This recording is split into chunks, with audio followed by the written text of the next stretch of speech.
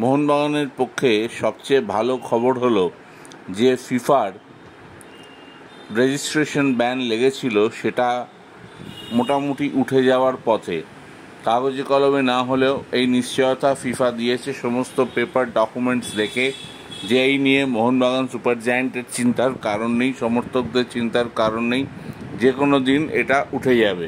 তাহলে মোহনবাগান এবার ঠান্ডা মাথায় দল গড়ার কাজ শুরু করতে পারবে। মোহনবাগানের বিদেশি খুব একটা চেঞ্জ হবে এমন নয়, তবে দেশি প্লেয়ারের ক্ষেত্রে কিছু পরিবর্তন হবে। আজ যেমন সবচেয়ে বড় নিউজ, মোহাম্মদ আশিক কুরুনিয়ান মোহনবাগান ছেড়ে দিলেন, দিয়ে পুরনো ক্লাব বেঙ্গালুরু এফসিতে ফিরে গিয়েছেন।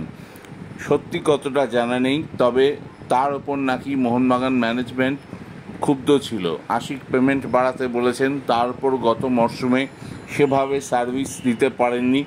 বেশিরভাগ ম্যাচেই তিনি বাইরে ছিলেন, তবে সুপার কাপে তিনি ভালো খেলেছেন। এছাড়া যে কটা ম্যাচে শেষ দিকে ফিট হয়ে নেমেছিলেন, বাম প্রান্ত থেকে ঝড় তুলেছিলেন।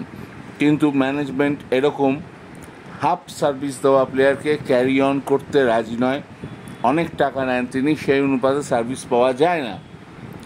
তার জায়গায় আব্দুল রাবি, কেরলের এই যে ফুটবলারটিকে দেখছেন হলুদ জার্সিতে আব্দুল রাবি, একে শর্টলিস্ট করেছে মোহনবাগান।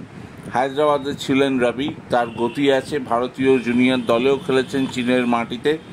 সব ঠিক থাকলে তিনি মোহনবাগান জার্সি পরতে চলেছেন, তাকে ব্যাকআপ হিসেবে ব্যবহার করতে পারে মোহনবাগান। এছাড়া রবসন রবিনিও আসতে চলেছেন গ্রেগ স্টুয়ার্টের জায়গায়।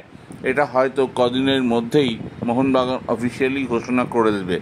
বাংলাদেশের বসুন্ধরা কিংসের এই ব্রাজিলিয়ান তারকা কতটা ভালো ফুটবলার তার প্রমাণ তিনি ইতিমধ্যেই দিয়েছেন। মোহনবাগানের বিরুদ্ধেও তার গোল আছে। রবসনকে পেয়ে গেলে মোহনবাগানের উন্নতি হবে। এছাড়া সালাউদ্দিন থেকে শুরু করে টাইসন সিং, সার্থকম এবং বিভিন্ন যে জুনিয়র ফুটবলাররা আছে তাদের দিয়ে মোহনবাগান কলকাতা লিগ খেলবে। তো এই ছিল মোটামুটি মোহনবাগানের আপডেট। খবরটা ভালো লেগে থাকলে অবশ্যই লাইক অ্যান্ড সাবস্ক্রাইব করুন। ধন্যবাদ। আর অবশ্যই বেশি বেশি করে কমেন্টস করুন। Thank you.